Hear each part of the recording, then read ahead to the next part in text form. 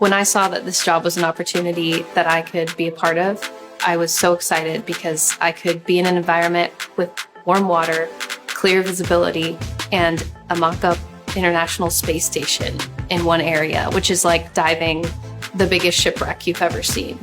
I never thought in a million years I would end up at NASA, and I am so grateful that I have.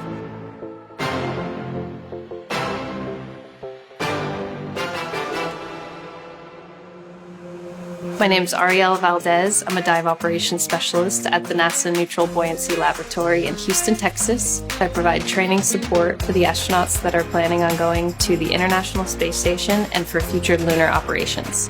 My office, the pool, is a 40-foot deep, 6.2 million gallon pool. It's about 86 degrees and clear visibility. It's a mock-up of the International Space Station, as well as the lunar sand area with rocks. What I love about my job is that we are doing something that's really exciting.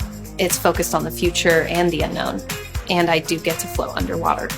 The astronauts train here in our pool because this is a very close environment to what it would be like in space for them when they're actually on a spacewalk. They will practice translating and working on different tasks, replacing different things. The astronauts have 6 hours to perform their task on a spacewalk, and there is a lot of people involved. So they want to make sure they practice this over and over so that when they go out and actually do it, it's done easily. A typical day starts here with us coming in and doing a medical check-in. That's the first thing that we do. We then will set up our gear and do a mission brief. After that, we get ready, changed out in the water, and we dive. Generally, on a test run, we'll either be supporting the astronauts by being safety divers, camera divers, utility divers. If we're safety divers, we're providing support directly to the subject. If you're a utility diver, you're taking care of the mock-ups and the tools provided for the subjects. And if you are a float diver, you're providing a live feed camera view to the test conductors. As a camera diver, I get to sit back and enjoy the entire run, watching the astronauts, the other safety divers, and the work sites. You really get to see what they're doing and how they're doing it and be a part of it from an outside view. Being an NBL diver has opened up so many doors and opportunities for me, and the amount of things I get to learn here at NASA, besides just being a diver, is incredible. Safety is crucial here at NASA for us in our job to make sure that we are safe, the astronauts safe, and we can complete the mission. Here at the Neutral Buoyancy Laboratory, I'm also an environmental control systems operator where I monitor the astronauts' gas supply, water flow, and pressure throughout the run. If they need anything or more cooling, I'm there to provide that. So my brothers were both divers, and my mom would take them on dive trips. I really wanted to join them, but I was too young. And when I was old enough, I went to a summer camp where they actually provided that as a course. By the end of it, I was a junior open water certified diver.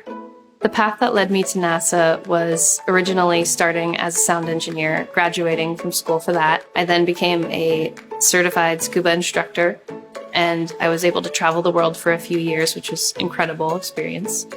I decided that I wanted to learn more about medicine, so I got into emergency medical training, which brought me back to diving, dive medicine, and then to commercial diving school. After I completed commercial diving school, I applied for NASA and moved within a month. I did not know that they would have a position or so many broad positions for people other than what you'd typically think, an astronaut or a rocket scientist. I get to work with incredible people from all over the world. I thought by choosing to be a diver, I would be leaving the STEM field, when in fact it brought me closer and in the middle of it.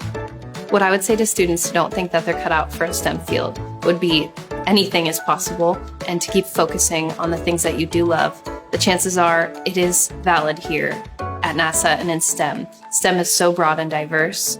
If you want to be a diver at NASA, get in the water and keep diving and work on the things that you are passionate about. The chances are that they are helpful here for us at the NBL.